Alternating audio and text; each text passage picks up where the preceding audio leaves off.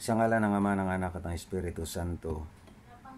Amen. Isang mapagpalang araw ng Martes sa inyong lahat, mga kapatid. Sumainyo nawang lahat ang pagpapala ng Diyos sa pamamagitan ng kanyang anak na si Jesus na ating Panginoon. Amen. Atin pong pagnilayan, mga kapatid, ang Ebanghelyo po natin ngayon. Ang Ebanghelyo po natin ngayon ay Mateo Kabanata 13, may talatang 36 hanggang talatang 43. Ang mabuting balita ng Panginoon ayon kay San Mateo. Papuri sa iyo, Panginoon. Pagkatapos, iniwan ni Jesus ang mga tao at pumasok siya sa bahay. Lumapit ang kanyang mga alagad at sinabi sa kanya, "Ipaliwanag po ninyo sa amin ang talinghaga tungkol sa mapanirang damong tumubo sa bukid." Sumagot si Jesus, "Ang naghahasik ng mabubuting binhi ay ang anak ng tao. Ang bukid ay ang daigdig. Ang mabuting binhi ay ang mga taong kabilang sa kaharian, at ang mapanirang damo naman ay ang mga taong kabilang sa masama. Ang kaaway na naghasik ng damo ay walang iba kundi ang diablo. Ang panahon ng pag-aani ay ang katapusan ng daigdig, at ang mga tagapag-ani naman ay ang mga anghel.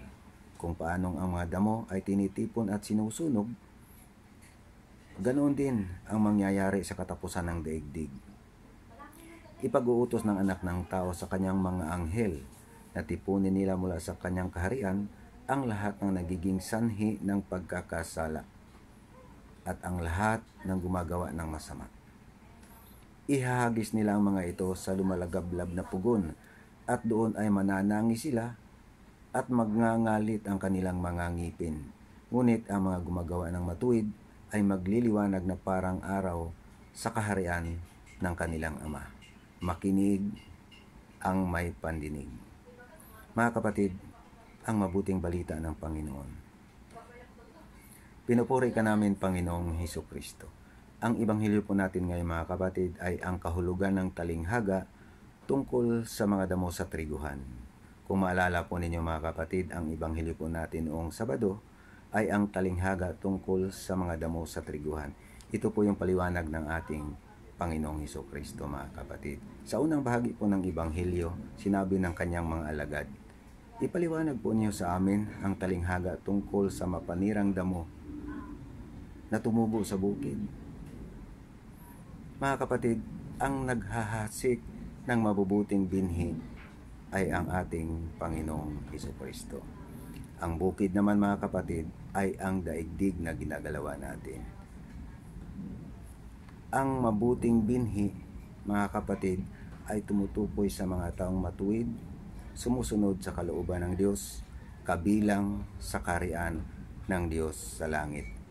At ang naghasik naman po, mga kapatid, ng mapanirang damo, wala na pong iba kundi ang diablo. At ang mapanirang damo, mga kapatid, ay ang mga taong patuloy na gumagawa ng masama, hindi tumatalikod sa kasalanan, sanhi ng pagkakasala sa iba. Sila po, mga kapatid, ay kabilang sa diablo. At saan po ang kanilang bahagi, mga kapatid? Ihahagis po sila sa lumalagablab na pugon. At ang mga tao naman, mga kapatid, na matuwid, sumusunod sa kalooban ng Diyos, kabahagi sa kaharian ng Diyos sa langit, sila po, mga kapatid, ay magliliwanag na parang araw sa kaharian ng Diyos sa langit. At ang panahon naman po, mga kapatid, ng pag-aani, yun po ay ang katapusan ng daigdig o paghuhukom, mga kapatid. Kung atin pong titingnan, mga kapatid, ang Ebanghelyo ni San Mateo chapter 25, umpisa po sa verse 31, ganito po ang sinasabi: "Sa malawalhating pagdating ng anak ng tao kasama ang kanyang mga anghel, uupo siya sa trono ng kaluwalhatian.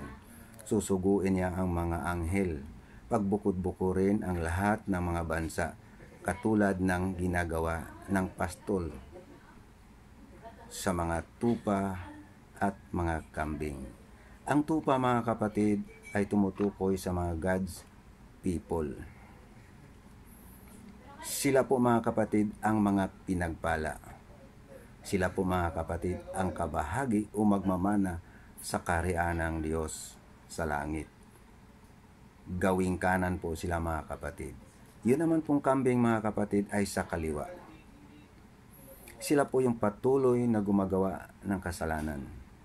Sila po yung mga sanhi ng pagkakasala.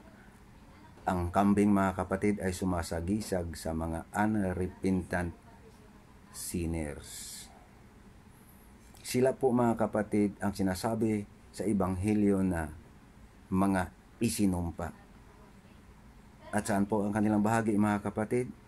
Sa lumalagablab na apoy kasama ang diablo. Yun po yung sinasabi mga kapatid sa Matthew chapter 25. Ngayon po mga kapatid, ang ating Panginoong Diyos, ang Kanya pong inihasik ay lahat mabubuti. Kaya nga po nagtanong ang Kanyang mga alagad mga kapatid, di ba po ang inihasik ninyo ay mga mabubuting binhi? Bakit po nagkaroon ng damo? Yun po yung tanong ng Kanyang mga alagad mga kapatid. Ano po ang sagot ng ating Panginoong Hesukristo?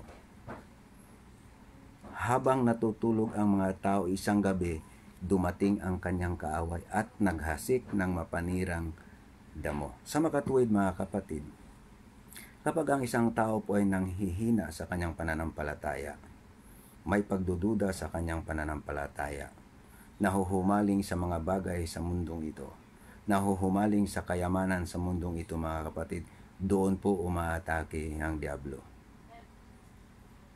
Kaya po mga kapatid, kailangan mapagbantay tayo. Sa anong paraan? Lagi po tayong makikipag-ugnayan sa ating Panginoong Hesukristo sa pamamagitan ng ating pananalangin, sa pamamagitan ng ating pananampalataya, mga kapatid. Sapagkat ang diablo po mga kapatid, lagi pong naghahasik ng mga bagay na nakakasira. Ngunit hindi po natin mapapansin na yun ay nakakasira, sapagkat ang diablo po mga kapatid ay mapanlin lang.